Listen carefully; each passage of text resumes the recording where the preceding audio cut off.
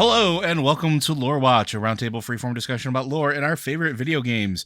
I'm your host, Joe Perez, one of several lore-focused folks from Blizzard Watch, and I've got my stupendous co-host with me today, who I believe is heading out west to save the world from, again, a threat that they once already saved it from. Matt Rossi, how you doing today? Not doing that. I thought you were playing through Horizon Forbidden West. I am. I just wrote a breakfast topic they might even use tomorrow, explaining how I am playing it, but I'm also playing other games to not play it too much.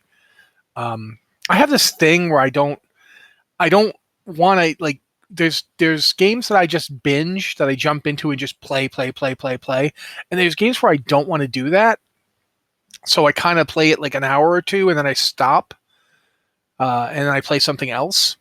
Yeah, and that's very much Horizon Forbidden West is very much that type of game. It is a game where I'm playing it very like an hour or two a day, and then I stop. You know, this would actually be a good topic for our Tuesday show because I'm the same way. Like, there are certain games that I need to bounce in and out of. Like, the new Pokemon Arceus was one of them. I'm the same way with Horizon, and like I need to bounce in and out. Otherwise, it will consume me for hours on end. But speaking of things that consume me for hours on end, we're going to be talking about some lore today. I thought we were going to talk about skin mites. Okay. Sure, lore's fine. That'll be next episode. But for today, we're going to be talking about, again, another set of artifacts. Last week, we talked about the warrior artifacts, and I figured, well, it's my turn. So we're going to talk about shaman artifacts. I promise I won't take up all of the time, and I will definitely get Rossi's opinion on this. But we're going to go ahead and get started with it. Now, the Shaman Artifacts were a trio, technically 5 objects, with the way that the flavor text works. Wouldn't it actually be 6? Because every single one of them had an offhand. The Doomhammer, the offhand was just a manifestation of elemental power. It did not have a flavor text but associated with it. It's still got a stat. Yeah, it's still there. Yeah, but it didn't have a flavor the text Fury, like the other it's ones. even got a name, Fury of the Stone Mother. Fair. So technically 6. We'll go with that.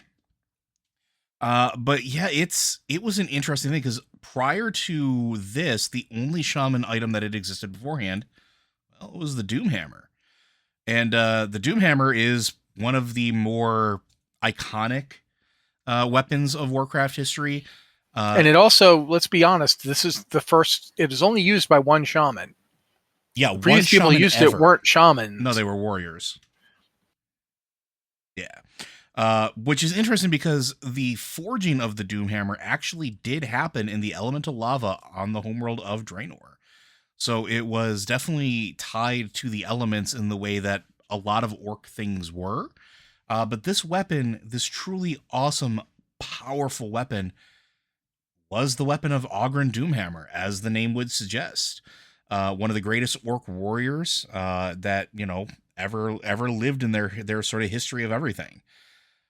What did you think when they revealed that this was going to be one of the shaman weapons? I thought they were bringing back two-handed enhancement. Me too, which was... And then they didn't, and I was like, aw. Yeah, so I'm trying to think of how to start with this one. It was unexpected. There was it's tied up in a few things. One is the whole story of Thrall sort of losing his way, losing his entire ability to be a shaman at this point, having his own identity crisis. Then this winds up getting passed down to us, the champion, to carry on the legacy that he could no longer fulfill. And this is after he had carried it through the Third War.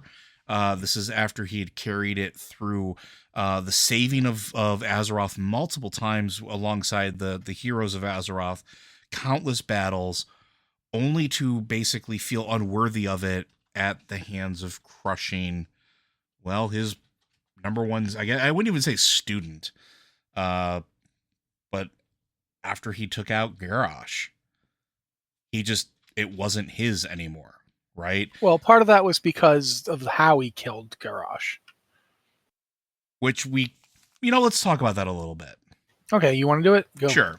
So Garrosh, we've talked about a lot, and this does tie in with the Doomhammer, trust me. There's a legacy of sort of the orc war chiefs, right? And it goes all the way through with Doomhammer and everything else. these great warriors of mythic stature that are almost impossible to live up to. Garrosh was appointed as war chief of the Horde when Thrall decided he was done. And he sort of didn't really prepare Garrosh for this. Beforehand, Garrosh had been living in Outland, being brought up by, the Makar orcs essentially there, and living in the shadow of the stories of his own father as well. And then when you have the events that unfolded after that, going up to Northrend, leading the warriors of the Horde into the Northrend campaign successfully, too, mind you, as a very brilliant tactician in general. But he was never taught to lead. He was never taught to really how to people. He was taught how to general. He knew how to do things in a war setting. But the minute he was given sort of a presence that commanded something other than total warfare all the time, he was found wanting. This led to numerous atrocities, which we've covered multiple times, in which ultimately he had to be taken down. We took him down. We took him captive. We didn't kill him. He was going to be standing trial until he was sprung, and what started the whole Warlords of Draenor campaign. Thrall comes back out of his retirement to help us subdue Garrosh. And in this moment, we track him through, find him. They have an epic battle in which Thrall uses the elements to crush Garrosh after he's already defeated. He's grasped, he's restrained. There's nothing more he can do. And the life is squeezed from him in that moment, in his defiant moments to the end, by Thrall. And at that point, the elements decide that they're not going to answer his beck and call anymore. And so now Thrall has two legacies that he can no longer fulfill. The legacy of him being a shaman, the one that stood in for the Earth Warder when we had to fight Deathwing and call upon the power of the aspects. Thrall, who saved his remnants of the orc people and helped them found what would become the new Horde. Thrall, who tried to get peace with Jaina and the Alliance as much as he could, but failing that. Now he was no longer a shaman. He was no longer a spiritual leader of his people. And carrying the Doomhammer with him as a reminder of everything that he failed to live up to as well. Again, the Doomhammer is that icon. It's that piece of history that says a great orc wields this, a leader of our people, one that is always has the best of our people in mind. And then he just did this atrocious event. He's no longer worthy of it. And so we kind of get it at this moment where it's almost tarnished a little bit. And it's kind of up to us as the player, as the champion, as the leader of, in this case, the Earthen Ring, to kind of go forth and redeem it, which is a weird thing. How many of the other artifacts really had a redemption story sort of associated with them? Any of them? I mean, if you're looking at the Death Knight ones, not really. They're kind of going for, like, we don't really care if this thing is good or bad. We just care if we can kill things with it. I mean, it would depend on how you look at it. I think you could say that the Stromkar one, there's sort of a redemption arc in that it's like got old god juice on it. But in general, and of course there's the like warlock artifacts. No, the Shadow Priest dagger is never redeemed. It is in fact gleefully evil the whole time. And then some. Yeah, I don't really think, maybe you can make a case for like the Ashbringer, but I don't think so. Yeah, but I don't know. I don't know well enough to say. I know pretty much what all the artifacts are, but some of them I haven't really spent a lot of time studying. Like, you could argue that Aluneth has issues, but I don't think it's corrupted or anything like that. And to be fair, I mean, I feel like we're leaving a lot of the backstory of this thing out. Fill in any gaps you want to. Feel free. Well, I mean, first off, you talked about Ogren having it, but Ogren was just the last of his line to have it. And in fact, when it was made, there was a prophecy that it would be carried by this bloodline. And it said, I'm going to read the one that I just looked up to make sure I had it right. Through blood the weapon shall pass, as surely as night begets day, until the elements cry unheard, and pride turns to unbridled rage. The last of the line shall deliver salvation and doom upon his kind. Honor will be undone, and all will be lost before it is found again. A stranger will raise the hammer high, and with it justice shall reign. That's the prophecy that was delivered when the thing was made. And everybody, every Doomhammer that carried it, that was kind of like thinking to themselves, okay, am I going to be the one who delivers salvation and doom? They were always, that was always over their shoulders. So when Doomhammer like basically met his end, he realized it was him. He was the one that was going to be the last of his line. He kind of already knew because he didn't have any kids. Mm-hmm. There wasn't anybody else to take it up. He died without issue. He died when he died. For people who don't know, Doomhammer basically was brought out of his he basically, after the end of the Second War, he got captured, but then he escaped, and he basically hid, thinking, I'm a failure. My people were defeated because I wasn't a good enough leader. I lost, even though I thought I was winning. When I did to win, because Doomhammer is the one who killed Anduin Lothar, and he and Lothar met. It depends on how you like. I think they've basically gone with the they met in single combat thing. Previously, it had been if you played the Alliance side, it was said that Doomhammer and a group of his people ambushed Lothar and murdered him foully. I think the current lore is that they met pretty much in single combat, but Lothar was already Lothar was already wounded. Blade, right? No, he didn't shatter his blade. Lothar was wounded, but they met in single combat, and Lothar died.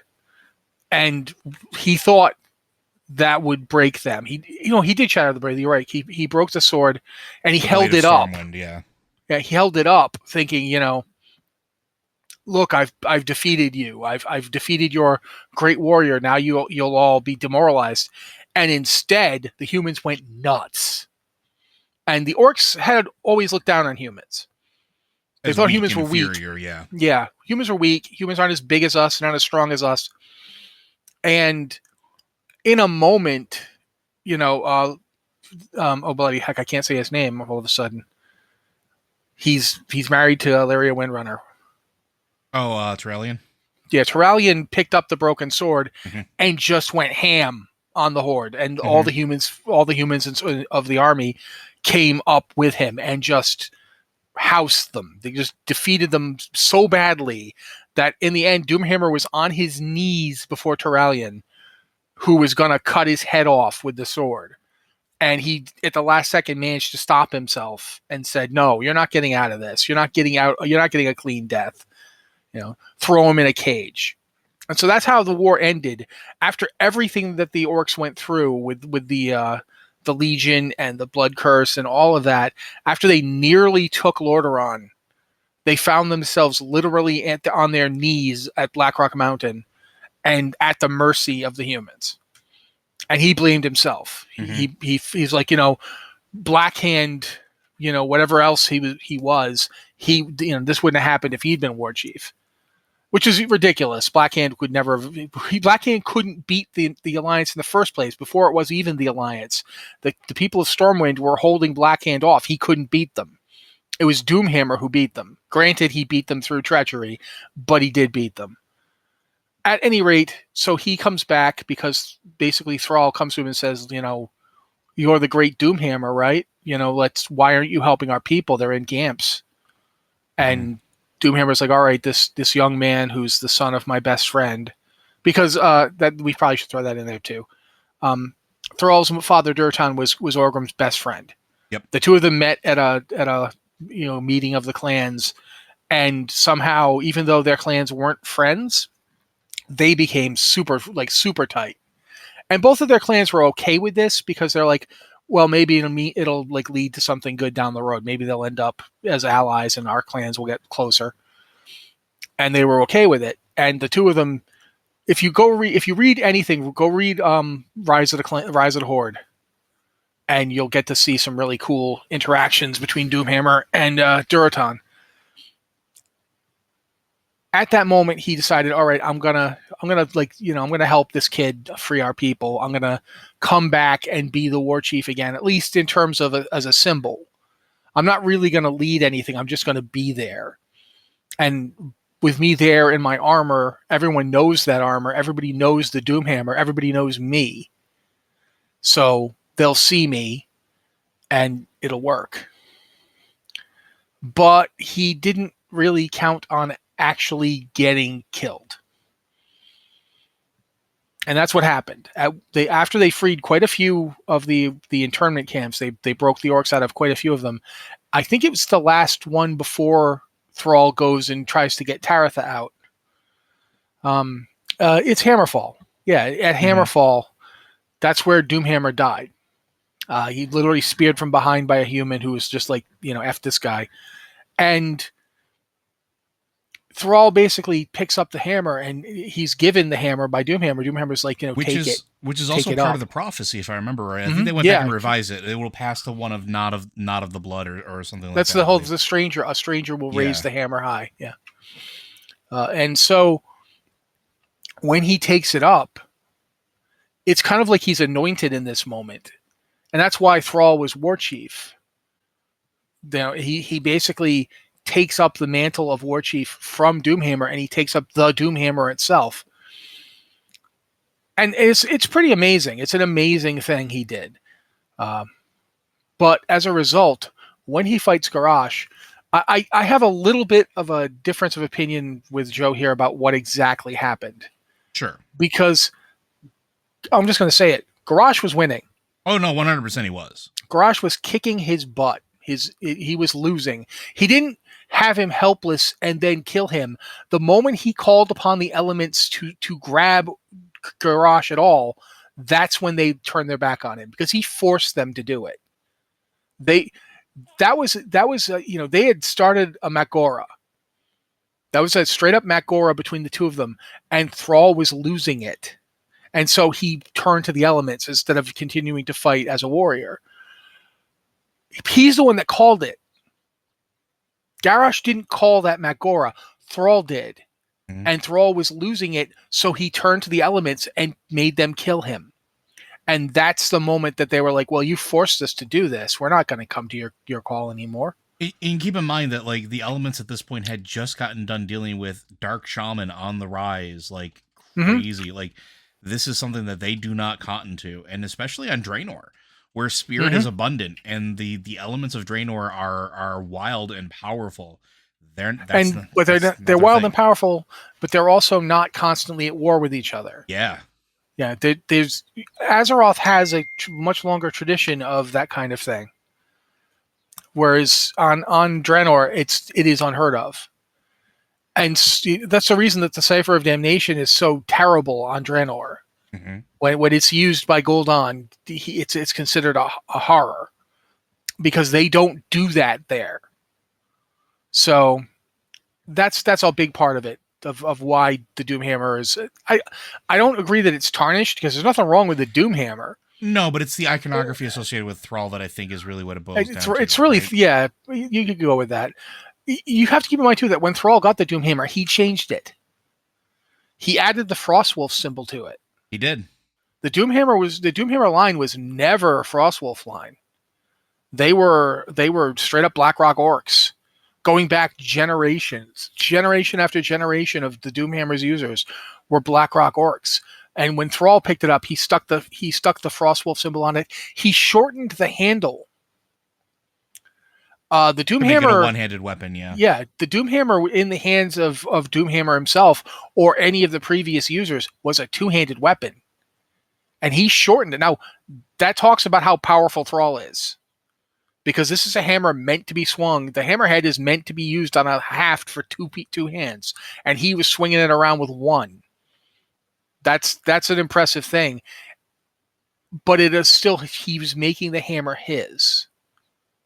And as a result, when it wasn't his anymore, it needed somebody to come along and redefine what it was. So, and now I'm going to shut up, so there's lots more to talk about, and I want Joe to talk.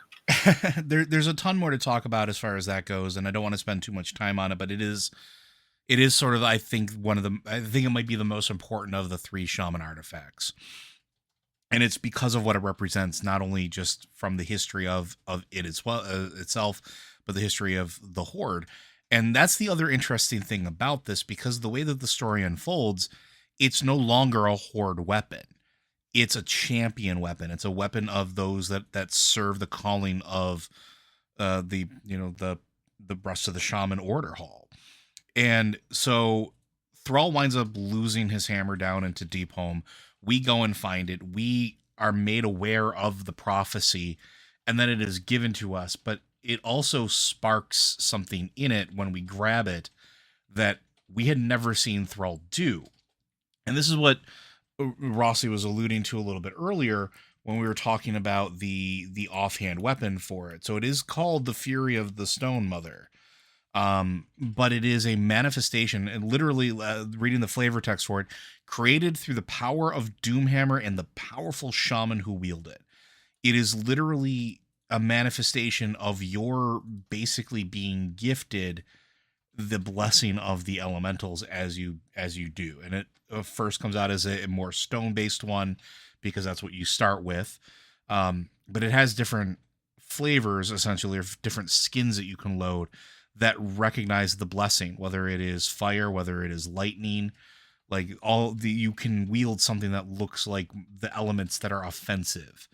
And then the entirety of the campaign on unlocking it is all about bringing it back to being an icon of shamanism, which was never like its intended purpose originally, which was always fascinating to me. Like Matt pointed out, it was a warrior weapon. It was wielded by warriors until Thrall got his hands on it. And now in our hands, it's not just a horde weapon. Alliance players can wield it. Those shaman that call themselves loyal to the Shaman Hall can go and wield it because they are taking up the mantle of unifier.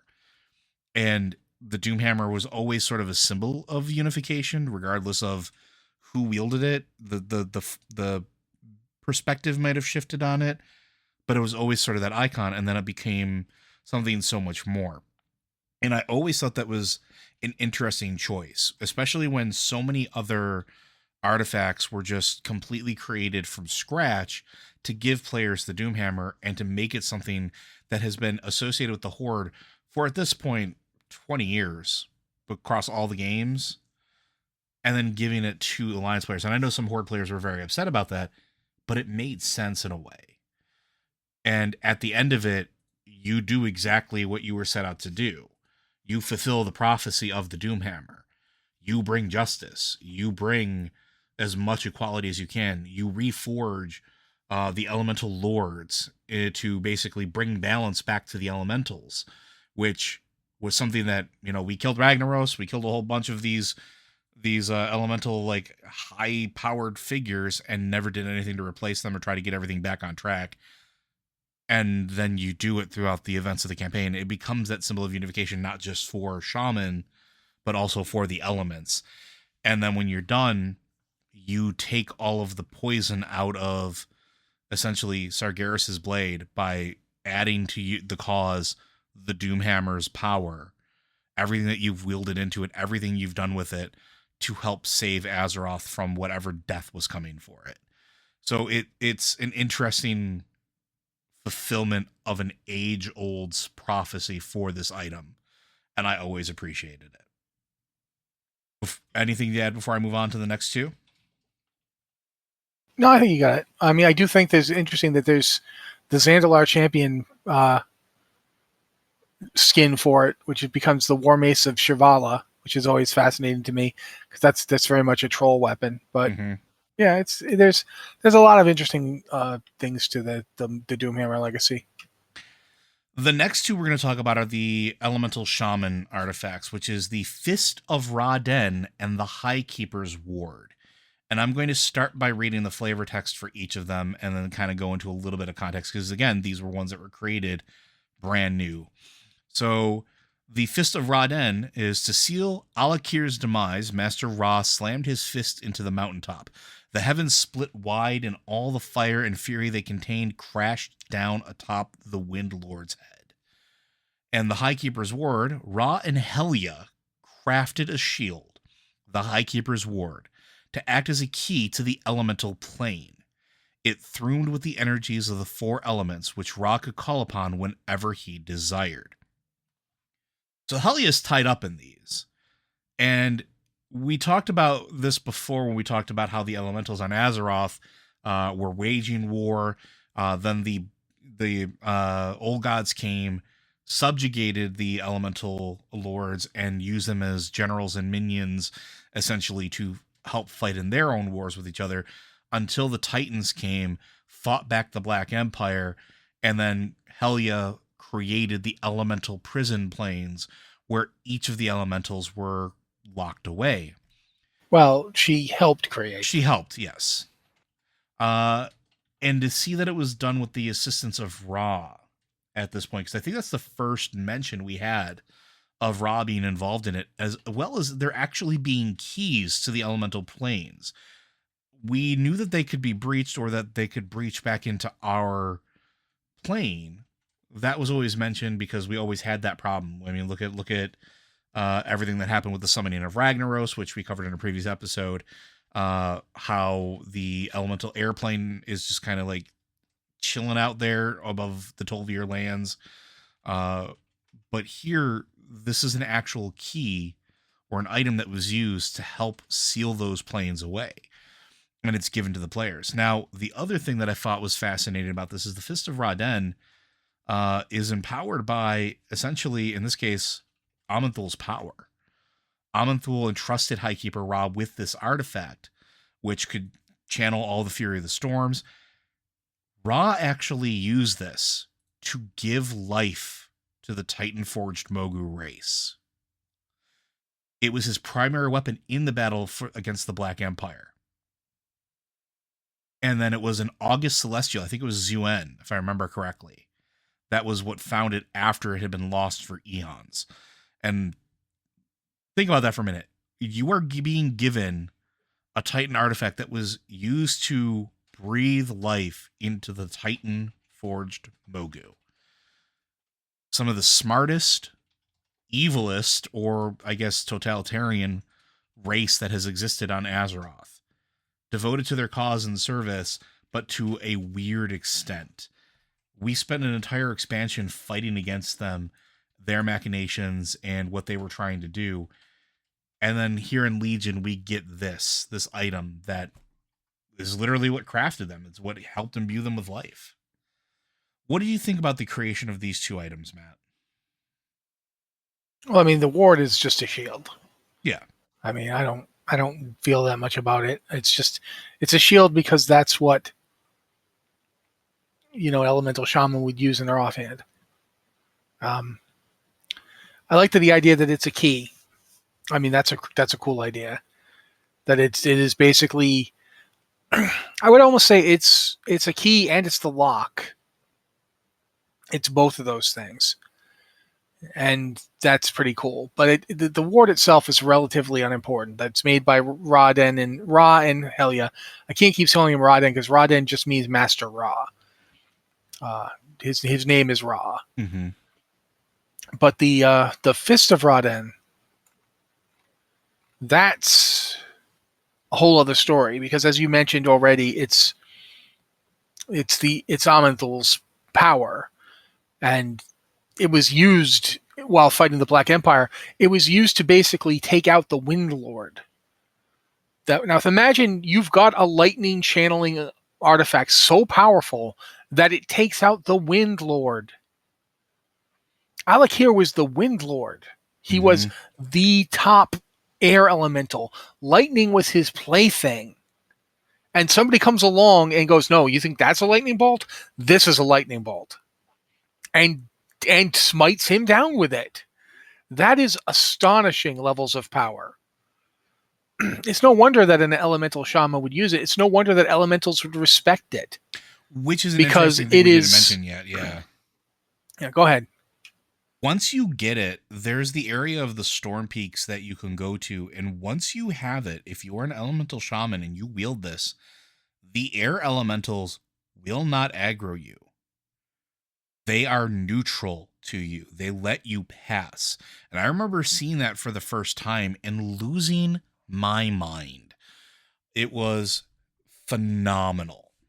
And it was one of those things where we talked about this before, where back in when I believe, I don't even remember what year it was, when you could first get your hands on the Ashbringer, if you went into the Scarlet Monastery, you were the Ashbringer. Oh yeah, 2006. Thank you. Because it was the end of the World of Warcraft before Burning Crusade came out. It was the last patch before BC. So you could literally go there and NPCs would react to you and treat you completely different. I don't know another item that let you do that between that point and this.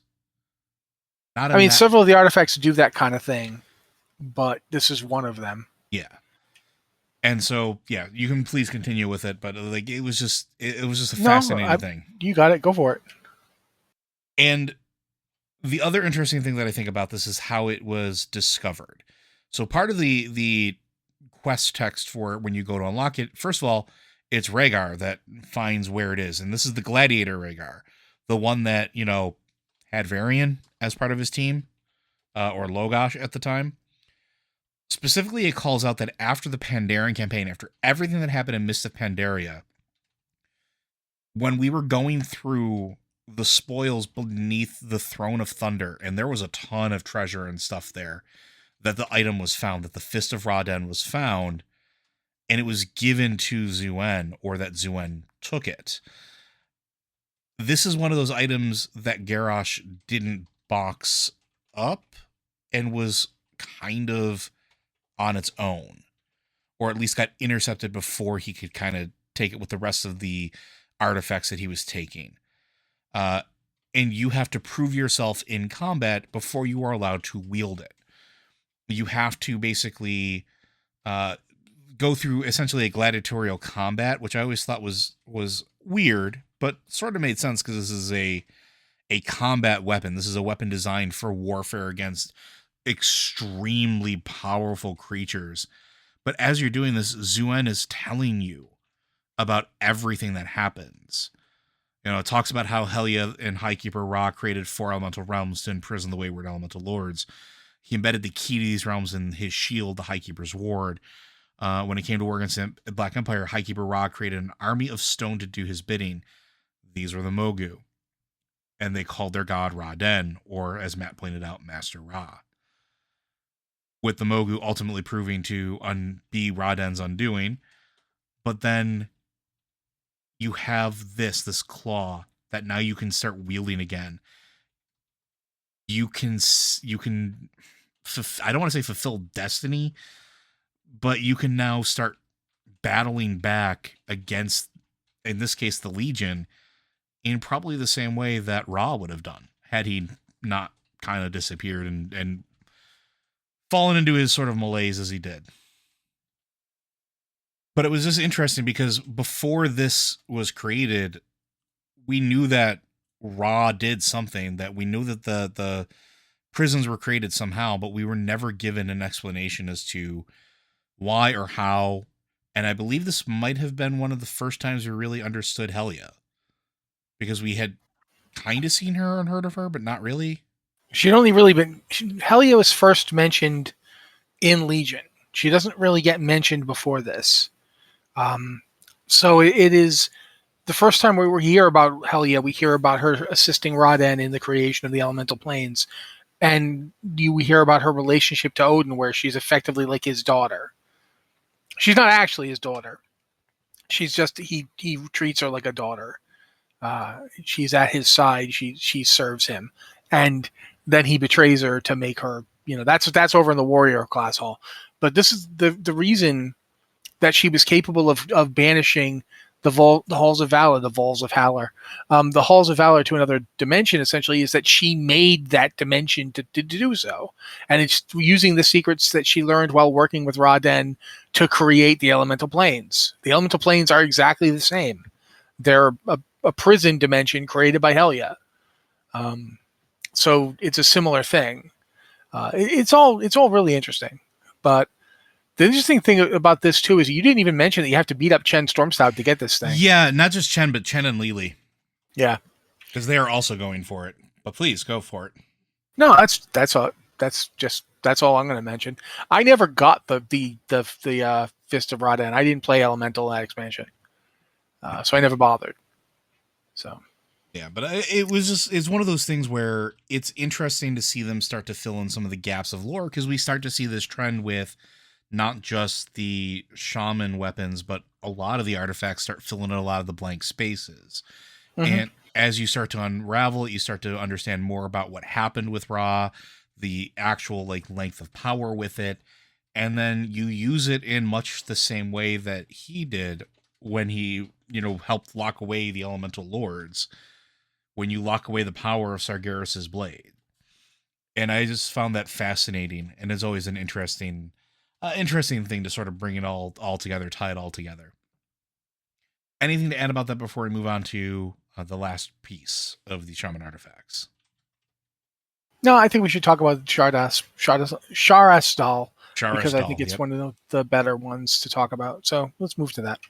So Sharastal, otherwise known as the Scepter of Tides, and its accompaniment, the Shield of the Sea Queen, were essentially scepters that were in employ to Queen Ashara. It was created by Queen Ashara herself. And this was before her transformation into a Naga. It is filled with water from the Well of Eternity prior to the corruption. And it grants the particular power of that sort of healing water to this artifact. Now, this is an interesting thing because shaman have always used the element of water as sort of the healing medium. Everything for as long as we can remember has really revolved around that. That's the idea. And if you look at the spell selection that we have, that's very much the case between Healing Rain, the way that Chain Heal now currently looks, which is something we asked for years, with the watery effects, the watery spell casting, Riptide, all those things. Every single bit of it is using the elemental essence of water to heal and make whole again. So the Scepter of Ashara having waters from the Well of Eternity, which we now know is kind of Titan blood, is sort of a big thing. Now, the scepter was said to have been lost during the War of the Ancients, just before Ashara and her followers suffered the horrific cataclysm of being swallowed up by the sea. And it was taken by surviving night elves who knew nothing of the power that it held inside of it, because, again, Ashara didn't exactly tell everybody what she was doing all of the time, and didn't exactly say, hey, look at my powerful magical artifacts, isn't this cool? And then basically just gave it to, I believe it was a priestess, a priestess of Elune, that wound up wielding it and also being buried with it. So it just kind of disappeared for a very long time. And I always thought it was an interesting pull, because again, something that never existed before, but also something tied so heavily to Queen Ashara, who, again, at this point we've seen in little glips and pieces and sort of backflashes of events. I believe in the old quest, she was always a shadowy figure at best. Whenever anything was referred to her, we just knew that she was the queen of elves, essentially. She was in charge of everything. And she was powerful. Wicked powerful. Even then. So what did you think when they first announced this particular item and having its ties to Queen Ashara? It does feel a little bit like you should probably have elf shamans at this point. I would agree. Because, I mean, it's this big shaman weapon. It was made by Ashara. Shouldn't this be usable by elves? I mean, it isn't. There are no elf shamans, and any of the elves are currently playable in World of Warcraft can be shamans. So that's just weird. I mean, was Ashara a shaman? I don't know that I'd say that, but certainly she was very powerful magically. If you're going to make this a shaman weapon, you feel like you should make elves capable of shamanism. But regardless, that was the first thing I thought of when I heard about it. The other thing I thought about, though, was There's actually a weapon called the Scepter of Ashara. Yes, there is. It's just a regular old epic weapon. It's not an artifact. I honestly think they should have just called this the Scepter of Ashara. They should have just said that this is the, because clearly she lost this. Yeah, this could have been the true one, right? Yeah, like she might have replaced it with just any old scepter just so she could keep doing magic. You do find yourself wondering though, how did she lose this? We still don't know. We don't Yeah. know what happened. Why is this thing missing? Why didn't she have it? That's an interesting thing to think about. Even after all the stuff you do in Legion, you don't find out how she lost the scepter. And that to me is fascinating. Because we also know she lost the Tidestone. She did. And the Tidestone ended up in Azuna too. So was it because did Prince, whatever his name is, I can never remember his bloody name, but did he steal it? Like, did it stop working for her when she started like getting really seriously into the Legion's sway? Or did she abandon it? Did she abandon it? Yeah, that's another possibility. Why would she do that? It's obviously extremely powerful. Why would she abandon it? We talk a lot about the negative aspects of Ashara as a person. Her greed, her vanity, but we don't know what Ashara was like as a child. We know one thing about her. She was born with golden eyes. Mm-hmm. Which is a sign of prophecy, right? It's a sign of prophecy. It's the big deal that Zera is always making about Illidan was that he was born with them. That marked him as a champion of the light. Was Ashara another possible champion of the light who was corrupted? Possibly just corrupted by being given everything she wanted from the moment she was born? And her, like, when you were talking about how powerful she was powerful enough that like Manaroth didn't think he could take her. And he wasn't entirely sure that Archimonde or Kil'jaeden could take her either. Like he knew, he was pretty sure Sargeras could do it. But keep in mind, imagine there's a mortal wielder of magic who is so powerful that the only person you're willing to say could absolutely take her out in a fight is your god. What happened? Like, how did we get from whatever she was like? We do not know her life. We only know the end of it. We only know that she reigned as absolute monarch over her people for untold centuries. And keep in mind, this was before they made a deal to become immortal. This was before the world trees were created.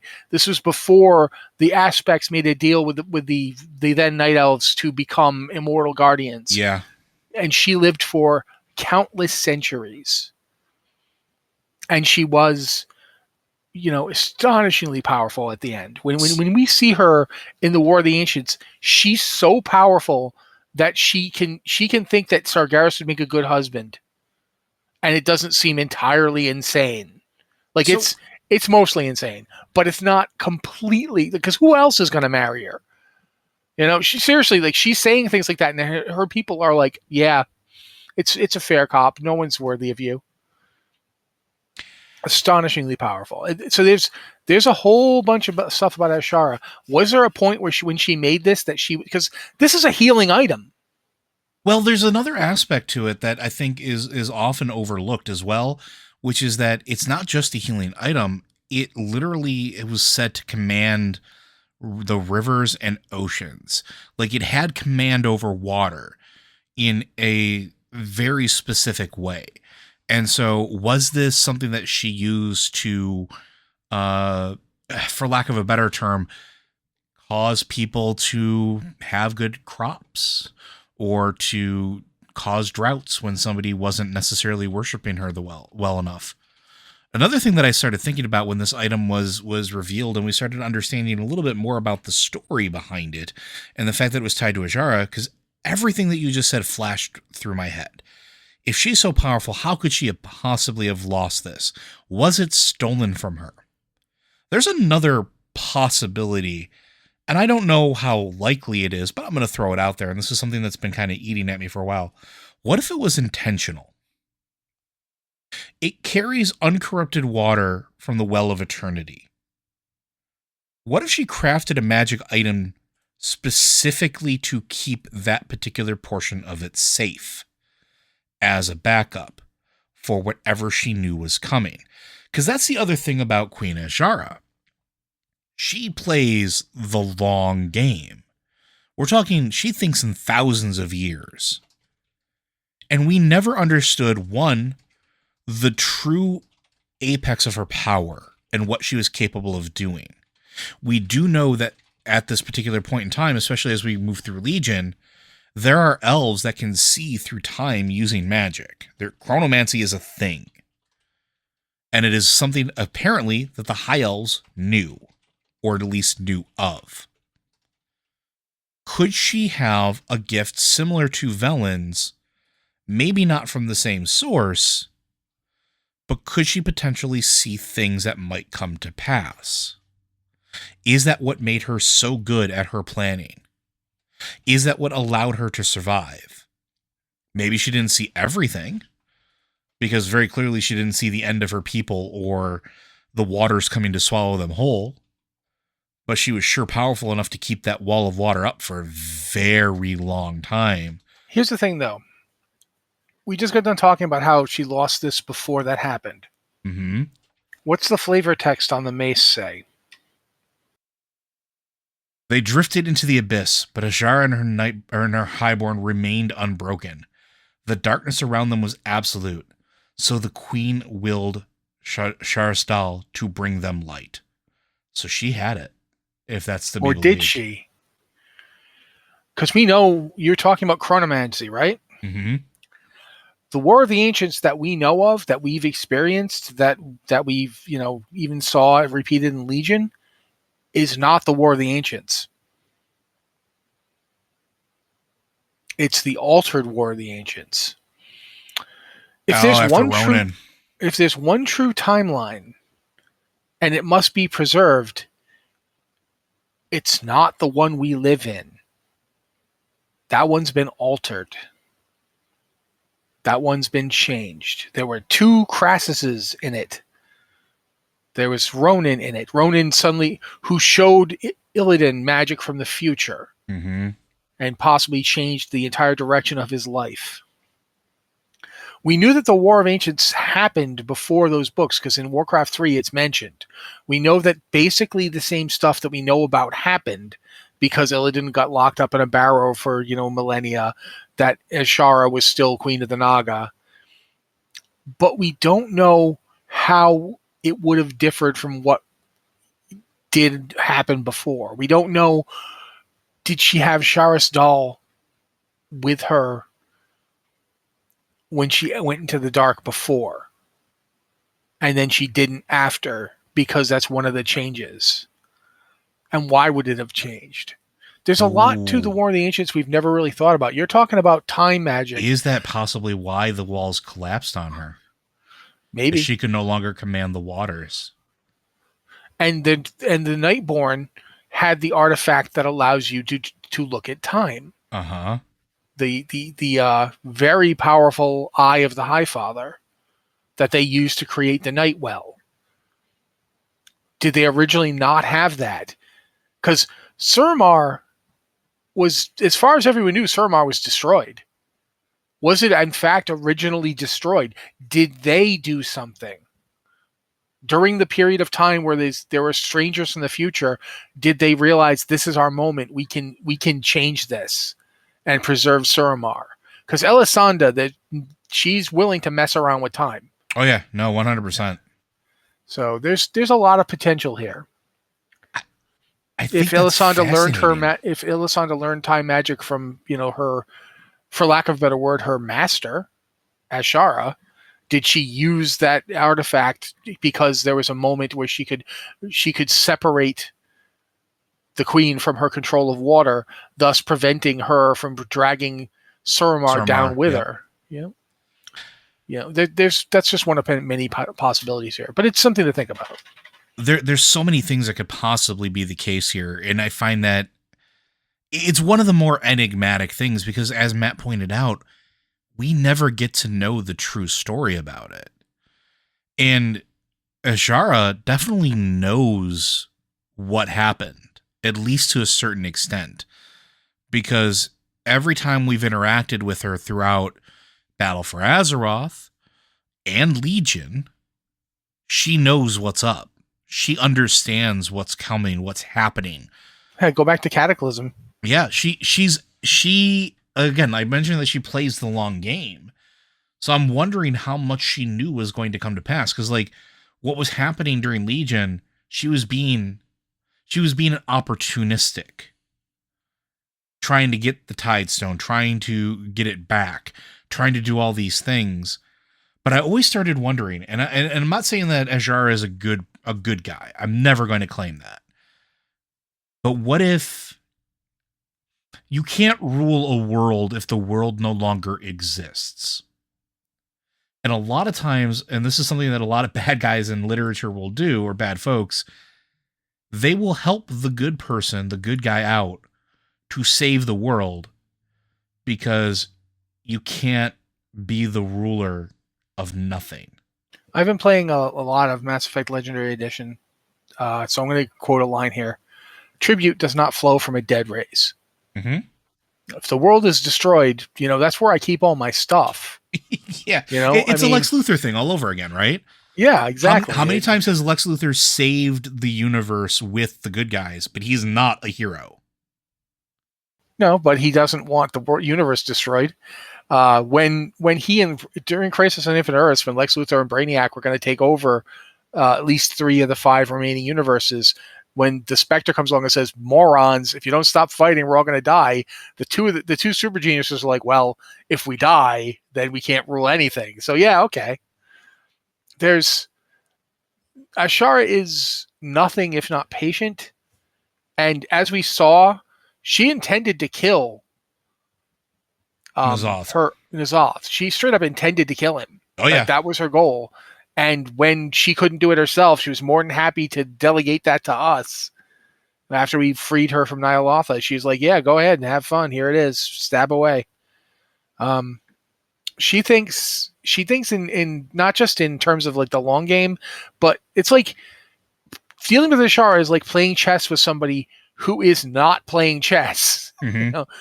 The game she is playing is like it's like chess expanded out into 7 dimensions. She's over here. It's very much a Xanatos Gambit type thing where she's straight up, her plans require you to be interfering with her plans. That's what she's going for. She wants you to do that. By all means, do that.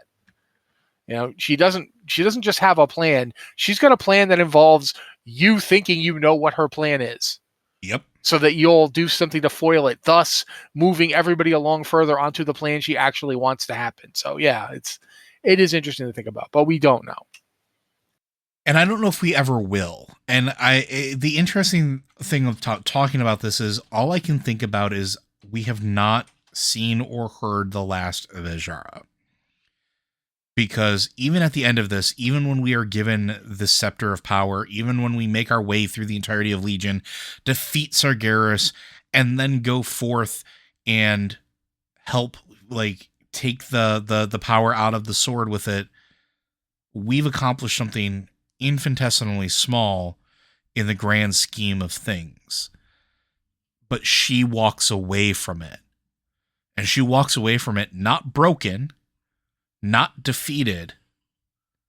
Literally, she walks out of the N'Zoth Black Empire like fever dream prison with her head held high. She doesn't thank us. She just moves on to the next stage of her plan. And we still have no idea what that is. And it's in that moment, you get exact shades of what happens when we go through the caverns of time. When we go back to the War of the Ancients and see that modified version of it. It's the same reaction. We don't matter, but we did exactly what she expected us to do. We completed our part of her plan.